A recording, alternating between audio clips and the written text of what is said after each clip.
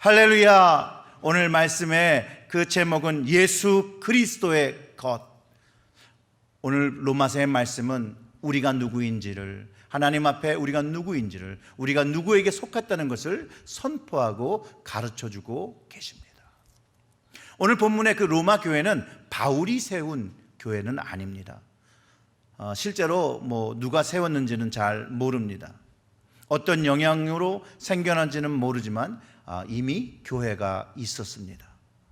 어떤 이들은 오순절 강림 때 베드로의 설교로 회심한 사람이 이제 로마로 돌아가서 세웠다는 말도 있고, 초대 교부 중에 베드로가 세웠을 것이라는 말도 있지만 누가 세웠다는 것에 대한 역사적 근거되는 그 자료가 없어서 그 진위를 지금 시점에서 딱히 가릴 수는 없습니다. 근데 이 로마서는 그 로마 교회, 또 지금까지도 많은 교회들에게 너무나도 중요한 서신입니다. 근데 오늘 본문의 내용은 그 편지의 인사말에 해당되는 부분입니다. 로마 교회 성도들에게 인사를 전하기 위해서 먼저 바울이 자기 자신을 소개하고 있습니다. 그러면서 그 소개하는 말 속에 그가 생각하는 복음이 무엇인지를 아주 간략하게 설명하고 있습니다. 근데 이게 너무나도 간략하게 설명되어 있지만 그가 믿고 있는 모든 복음의 모든 것들을 다 함축하고 있는 아주 파워풀한, 아주 능력의 말씀인 것을 우리는 알 수 있습니다. 짧고 굵은 능력의 서문이라고 부를 수 있겠습니다. 이 말씀을 통해서 바울은 부르심을 받은 그리스도의 종인 것을 알 수 있습니다. 바울은 부르심을 받은 그리스도의 종입니다. 바울이 스스로 종이라 밝히는 것은 철저하게 자기의 목적으로 편지를 쓰는 것이 아니라는 것이죠. 주님의 목적과 뜻을 위해서 하나님의 일을 섬기는 자인 것을 밝혀주고 있습니다. 바울은 스스로 부르심을 받은 그리스도의 종이라고 표현합니다.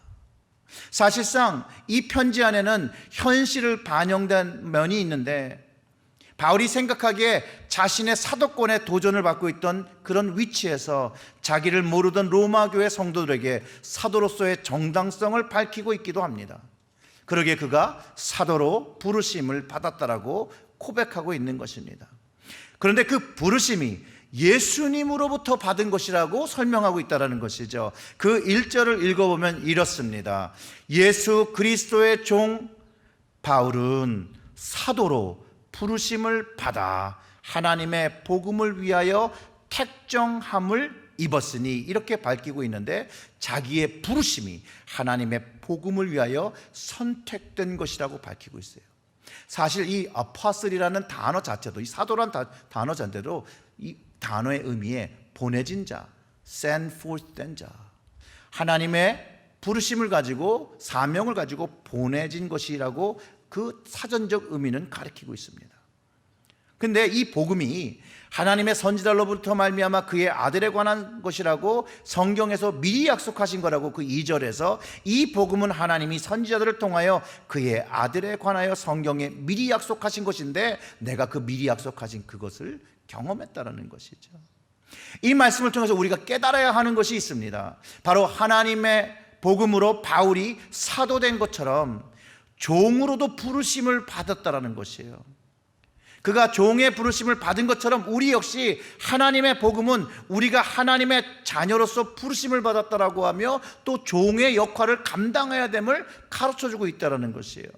그 먼저 요한복음의 1절 12절의 말씀은 이렇습니다. 우리 다 같이 읽어보겠습니다. 영접하는 자 곧 그 이름을 믿는 자들에게는 하나님의 자녀 되는 권세를 주셨으니, 이렇게 얘기하면서 예수 그리스도의 복음을 영접한 자는 하나님의 자녀 되는 권세를 받았다고 선포하고 있습니다. 사랑하는 성도 여러분, 우리 모두가 하나님의 자녀로 부르심을 받았다는 것이 얼마나 큰 축복입니까? 하나님께서 아버지 되셨다라는 의미가 여러분에게 또 저에게 얼마나 크고 소중한 것이라고 여러분들은 생각하십니까? 한번 예를 들어서 한번 이렇게 생각해 보시죠. 여러분의 아버지가 대통령이고 노벨상 수상자이고 또 사람들에게 존경받는, 아주 존경받는 사람이라면 여러분은 얼마나 그 아버지에 대해서 자랑스럽게 생각하시고 그런 분의 자녀 된 것을 감사하고 기뻐하시겠습니까? 그렇지 않습니까? 그런데 이 세상을 창조하시고 만물의 주가 되시는 하나님이 여러분의 하나님인 것을 정말로 우리는 감사하고 기뻐하고 있는지 우리는 좀 돌아봐야 한다는 것이에요.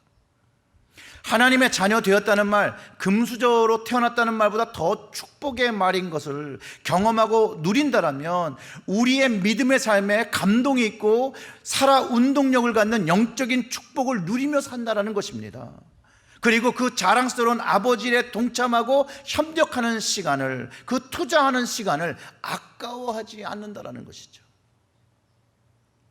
세상에 있는 가정도 그 아버지가 가치 있는 일을 하고 그 유업을 물려받기 위해서 자기의 인생을 걸고 대를 잇는 자녀를 보면서 우리는 참 존경스럽다라는 이야기들을 합니다. 그러나 인간 문화재의 모든 자녀들이 그 유업을 받는 것도 사실상 아닙니다. 하지만 그 중에 그 아버지의 일을, 그 가문의 일을 자랑스럽게 여기는 자녀가 그 유업을 받는 것, 그리고 그 유업을 얻을 때 그 아버지가 기뻐하신다라는 것이죠. 사랑하는 성도 여러분, 우리 하나님 아버지도 사업을 하시는데 우리 하나님 아버지께서는 영혼구원 사업을 하십니다. 그리고 그 영혼구원 사역에 그 자녀들에게 도움을 청하신다라는 것이죠. 사랑하는 성도 여러분, 그 하나님 아버지 사업이 여러분의 인생을 다 들여 지킬 것으로의 소중함을 가지고 계십니까? 아니면 내 인생은 따로 있고 아버지의 인생은 아버지의 인생대로 내 인생을 바치고 싶지 않다라고 생각하십니까? 만약 아버지가 기업 회장인데 회사가 어렵고 도움이 필요할 때 돈 안 받고도 일할 수 있는 사람들이 바로 자녀들인 것이죠. 마치 내 일처럼, 내 아픔처럼, 내 기쁨처럼 할 수 있는 것이 아버지의 일이며 그 사역과 그 사업이 될 것이라고 저는 생각합니다. 손해를 보아도 가족이기 때문에 이해하고 사랑하는 관계라는 것이죠. 이것은 오직 아버지와 자녀만이 가질 수 있는 조건 없는 관계입니다. 우리는 이 조건 없는 관계에 예수 그리스도를 경험하며 다 이 자녀되는 권세를 가지고 있다는 것이에요. 이 관계를 가지고 있다는 것이에요. 그런데 예수님이 뭐라고 말씀하셨냐면 추수할 것은 많은데 일꾼이 적다라고 말씀하셨다는 거예요. 구원해야 할 영혼이 많은데 일꾼이 적다고 합니다. 예수님이 계셨던 시대나 초대교회나 지금이나 별 차이가 없는 것 같아요. 왜냐하면 여러분, 교회에도 일꾼이 없다는 말을 참 많이 합니다. 그렇지 않습니까? 그럼 누가 하나님 아버지의 일꾼이 되어야 할까요? 만약 내가요 라고 마음에 대답을 하시는 분이 있다면 하나님의 영혼구원 사역을 위해서 내가 오늘 무엇을 할지를 기도하며 결정하시기를 주님의 이름으로 축원합니다. 만약 그렇지 않더라면 다시 한번 돌이키는 시간, 회개의 시간을 가지고 하나님 아버지 앞에 내가 더욱더 기뻐하는 삶이 될 수 있도록 노력하셔야 될 거라는 거예요. 존 웨슬리 목사님의 이런 고백이 있습니다. 내가 회심을 하고 중생을 체험하기 전에도 선교사였으며 예수 믿는 사람이었습니다. 나는 예수를 열심으로 믿었고 온갖 교회 일에 몰두했습니다. 그러나 그 당시에는 아들의 믿음이 아니요 종의 믿음을 가졌습니다.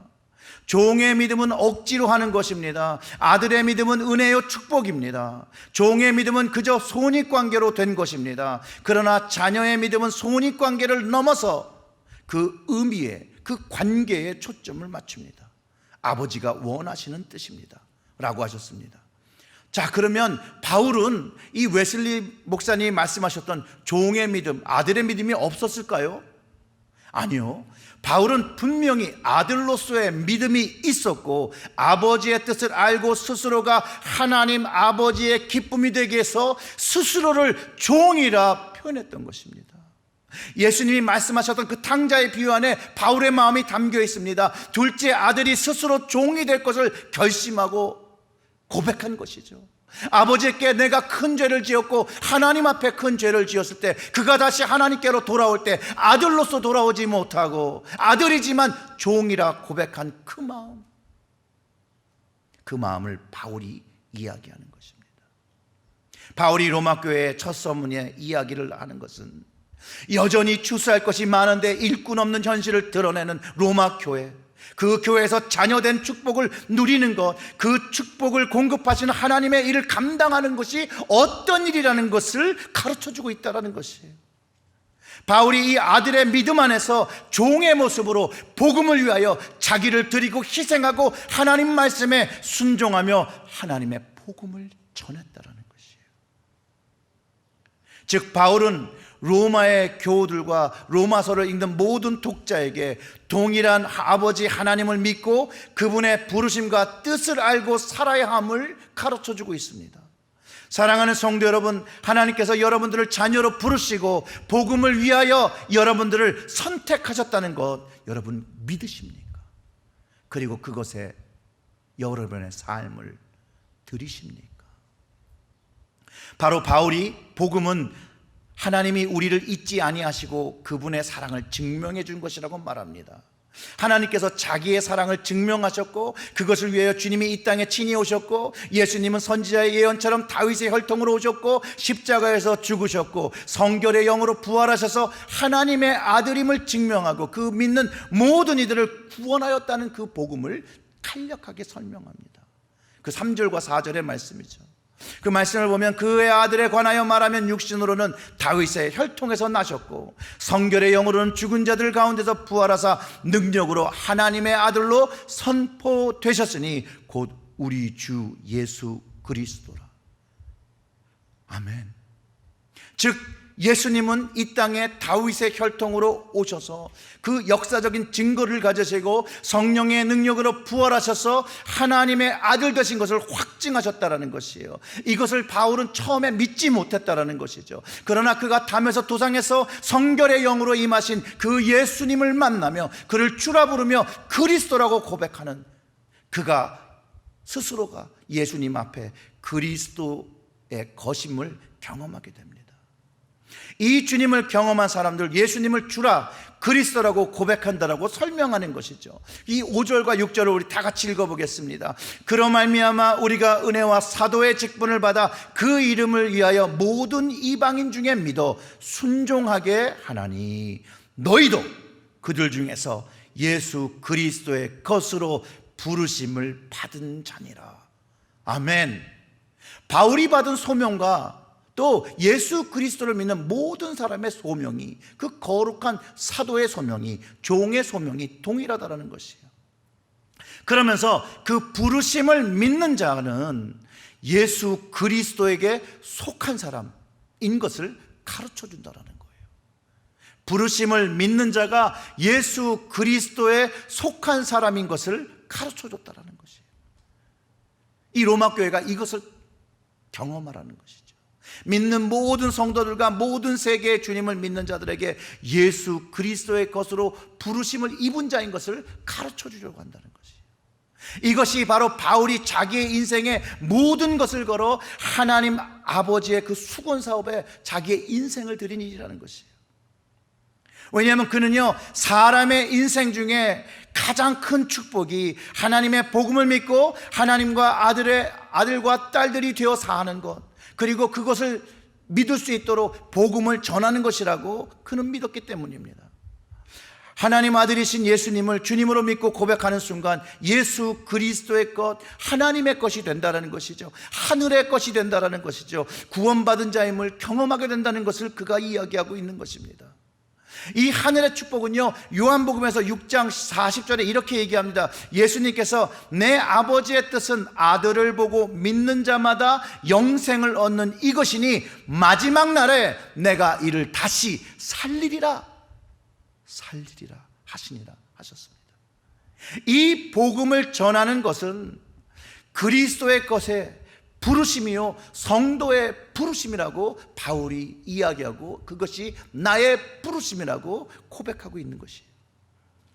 사도 베드로는요, 이 성도의 부르심에 대해서 이렇게 표현했습니다. 베드로전서 2장 9절의 말씀에서 이렇게 표현하죠. 그러나 너희는 택하신 족속이요 왕 같은 제사장들이요 거룩한 나라요 그의 소유가 된 백성이니 이는 너희를 어두운 데서 불러내어 그의 기이한 빛에 들어가게 하신 이의 아름다운 덕을 선포하게 하려 하심이라. 아멘. 주님을 믿는 모든 사람들은 하나님 아버지의 아름다운 덕을 선전해야 한다는 거예요. 아름다운 덕, 베드로가 말하는 아름다운 덕이 무엇이겠습니까? 그것은 영원한 생명, 영원한 복음, 하나님의 자녀되는 것을 말하는 것이죠. 그 좋은 소식, 그 복음을 선포하라는 것이에요. 사랑하는 성도 여러분, 우리는 하나님의 자녀입니다. 하나님의 거룩한 자녀입니다. 왕과 같은 제사장들입니다. 그리스도에게 속한 그리스도의 것입니다. 우리는 모두 하나님의 부르심을 얻은 사람들입니다. 그러므로 바울은 이 세대를 본받지 말고 주님을 본받아 거룩한 제사장으로 하나님만을 예배하며 살아야 하는 것, 그것이 영적인 드림이 되어야 된다라고 가르쳐주고 있습니다. 그러하기 위해서 하나님의 온전한 뜻을 성경을 통해서 분별하고 행하라고 가르쳐줍니다. 기도의 삶으로 준비하고 실천하고 열매에 맺어야 한다는 것을 가르쳐줍니다. 바로 그것이 부르심의 삶인 것이죠. 하나님께서 부르신 삶은요, 인간적인 행복한 삶을 말하는 것이 절대 아닙니다. 여러분 오해하지 마십시오. 하나님께서 부르신 그 축복의 삶은 내가 잘 먹고 잘 사는 그런 삶이 아닙니다. 하나님께서 부르신 거룩한 삶은 세상과 인간의 것과 구분되어진 예수 그리스도의 것이 되어지는 귀한 삶입니다. 이 구별된 부르심을 받고 거룩한 소명을 살더라도 여전히 어려움과 환난과 질병과 고통을 만나고 그것을 경험하고 그것을 이기고 살아야 한다는 것이죠. 사실 예수 그리스도를 쫓아 사는 삶은요, 더 어렵습니다. 더 어려운 십자가의 삶을 살아야 되는 것을 우리는 말씀을 통해서 알 수 있고 우리의 삶 속에서, 현실 속에서 우리는 경험하며 살아가게 됩니다. 그런데 여기에 놀라운 영적인 비밀이 담겼는데 어렵게만 사는 것이 아니라는 거예요. 믿는 자의 삶은 다른 점이 있다는 거예요. 바로 거룩한 삶, 바로 주님의 도우심을, 주님의 그 역사하심을 경험하며 승리를 경험한다는 거예요. 승리. 이게 다른 것입니다. 세상으로부터 이긴 승리가 있습니다. 예수 그리스도의 부르심은요, 어려움과 고난을 승리하게 된다는 거예요. 이 승리를 경험하게 된다는 것이요. 시편 말씀에 139편 16절의 말씀에 이렇습니다. 내 형질이 이루어지기 전에 주의 눈이 보셨으며 나를 위하여 정한 날이 하루도 되기 전에 주의 책에 다 기록되었느니라 라고 기록되어 있습니다.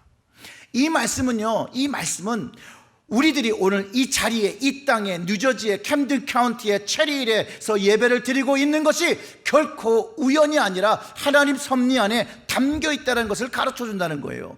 이 말씀은 하나님께서 우리의 삶을 모두 주관하고 계시고 계획하고 계시고 우리가 하나님의 섭리 안에서 살고 있다는 것을 다시 한번 깨닫게 한다는 것이에요.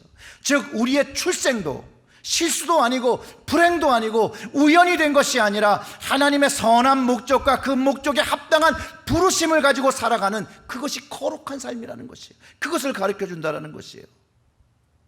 그런데 우리의 현실 속에서 어려움이나 고난을 겪게 될 때 그것을 하나님의 섭리로 받아들이기가 참 어렵다라는 것이죠. 왜 하나님이 이런 시련을 주실까? 라고 생각합니다. 코로나 바이러스가 왜 일어났는지, 왜 수많은 사람들이 죽어야 하고 아파야 하는지 이해하기 어렵습니다. 세상을 살아가면서 어렵고 이해되지 않는 일들이 너무나도 많죠. 저도 살아오면서 이해되지 않는 어려움이 있었고 해결되지 못하는 어려움이 있었습니다. 그런데 그런 어려움 속에서 하나님의 섭리 안에 내 인생을 맡기면 우리는 믿음의 고백과 승리를 경험할 수 있다는 것입니다. 이게 세상 사람과 믿지 않는 사람과 믿는 사람이 가지는 다른 체험이라는 것이죠. 이것을 믿는 자가 누리는 축복이라는 것이에요. 예수 그리스도의 것이 된 자가 누리는 축복이라는 것이에요. 믿음을 가지고 있는 자들이 누리는 경험이라는 것이에요. 바울이요, 주님을 만나고 부르심을 받고 변화하고 복음을 전하는데요, 기적을 일으키는데도요 쉽지 않았어요. 기사들이 막 일어나는데, 막 병자들이 막 고침을 받는데도 그가 복음을 전하는데 너무 어려웠습니다. 바울은요, 삶과 죽음의 기로에서 복음을 전하는 것을 멈추거나 포기하지 않았습니다. 오히려 그는 그것이 하나님의 부르심과 택함으로 받아들이고 아들의 믿음과 종의 순종으로 그의 인생 모든 것, 그 생명을 포함하여 다 드렸다라는 것이에요. 그의 사역에서 많은 역경과 어려움과 죽음의 고비를 넘기게 됩니다. 그럼에도 불구하고 그는 늘 하나님을 신뢰하고 그 하나님의 선한 목적과 선한 인도하심을 믿으며 끊임없이 신뢰하고 충성할 때 바울이 이룬 신앙의 업적은 기독교 역사에 한 획을 그었다라는 것이에요. 바울을 통해서 많은 영혼들이 주님께로 인도되었다는 것을 우리는 모두 고백할 수 있어요. 하나님을 믿으며 예수님을 믿으며 바울처럼 사도의 일을 감당할지라도 어려움과 고난은 당연히 찾아오는 것입니다. 어찌 보면 피해갈 수 없는 것이죠. 우리의 삶에 마치 학생의 시험을 피할 수 없는 것처럼, 성당통이 찾아오면 반드시 겪어야 하는 것처럼 우리의 인생은 반드시 어려움과 고난의 시간을 통과하게 되어 있다는 것이에요. 조금 더 어려운 이야기를 해보면 이 시험과 어려움을 넘어서 태어날 때부터 장애와 병을 가지고 태어나는 사람들이 있습니다. 이런 이들의 아픔을 하나님의 섭리라고 받아들이기에 너무나도 또 어렵지요. 제가 경험해보지 않아서 함부로 말하는 것이 절대 아닙니다.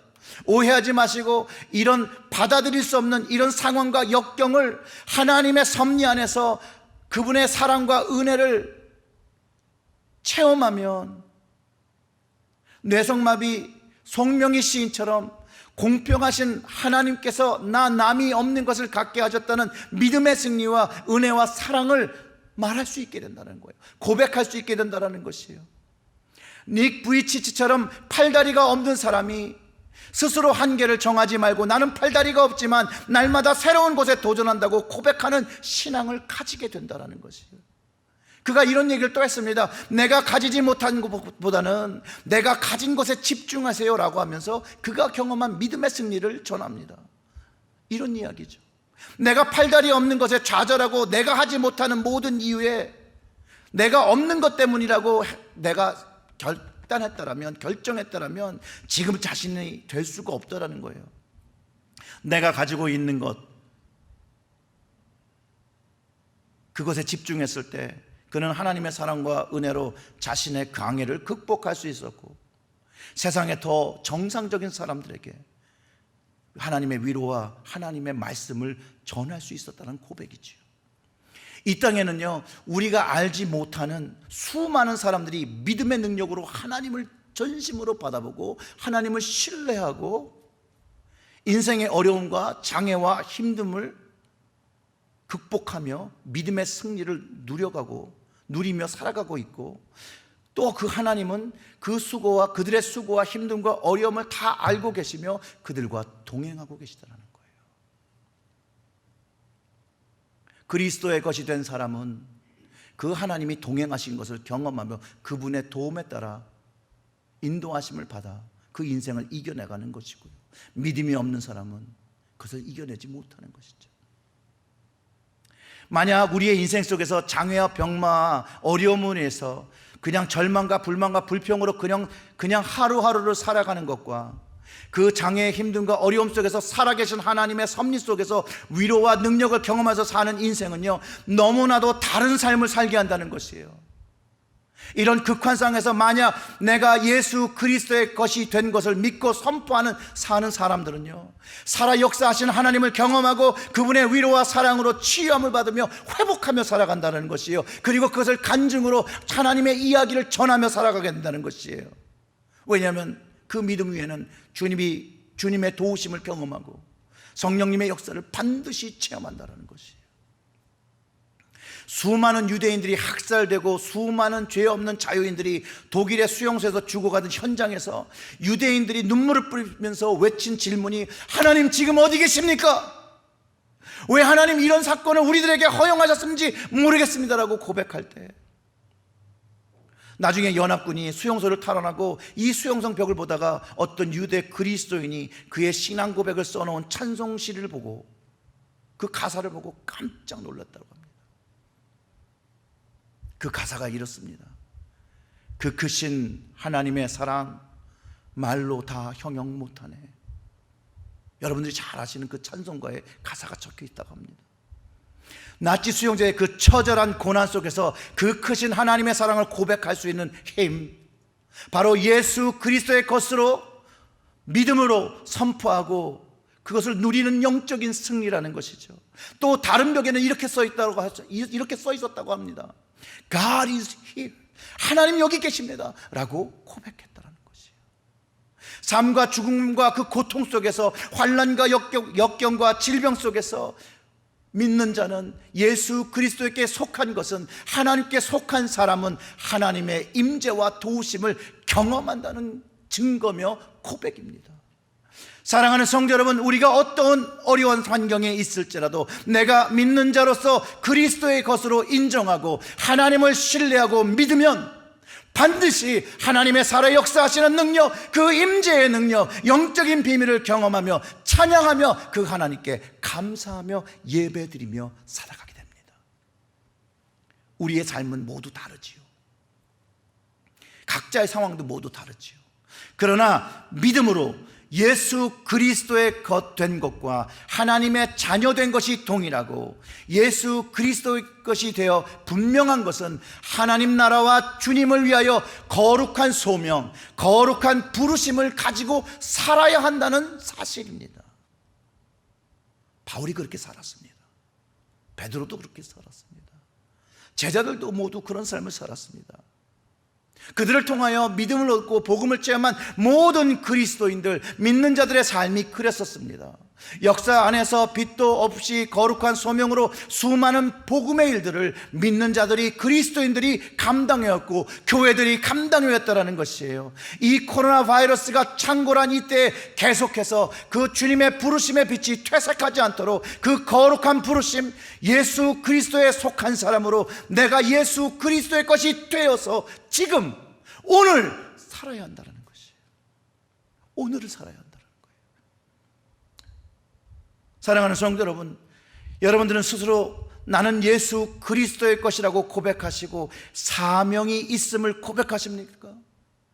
만약 그 답변이 아멘이시면 거룩한 복음의 사명을 감당하며 빛의 자녀로 살아가시기를 주님의 이름으로 축원합니다. 그리고 만약 그 답변을 할 수 없다면 주님과 오늘은 좀 정직한 대화를 나누시고, 내가 정말 예수 그리스도를 만난 사람인지를 주님께 질문하고, 그것이 정말로 느껴지지 않거나 믿어지지 않을 때 주님 정말 만나고 싶어요 라고 기도하며 증거를 구하시기를 주님의 이름으로 축원합니다. 사랑하는 성도 여러분, 내가 하나님의 거룩한 부르심을 가지고 거룩한 삶과 예배의 삶, 믿음의 승리를 누리고 살아갈 때 하나님의 아름다운 덕, 나에게 베푼 그 아름다운 복음이 이 땅에서 영향력을 회복하게 될 것입니다. 사랑하는 성도 여러분, 예수 그리스도의 것이 되어 충성되이 거룩한 그 부르심의 사명을 자녀의 믿음으로, 종의 모습으로 순종하며 감당하시기를 주님의 이름으로 축원합니다. 우리 다 같이 기도하겠는데요, 좀 합심하여 기도하겠습니다.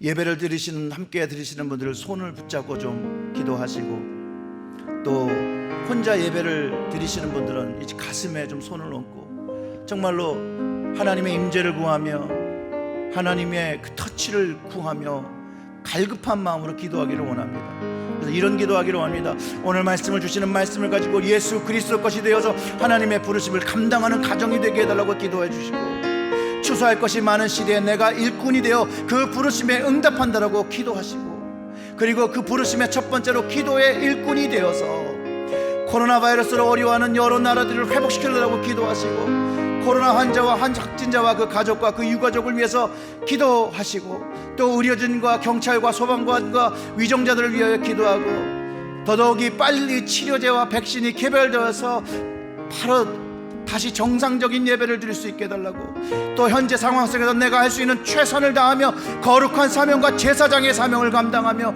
우리의 자녀들을 제사장으로 양육할 수 있도록 순종할 수 있게 해달라고 우리 다 같이 주여 한번 외치고 기도하겠습니다. 주여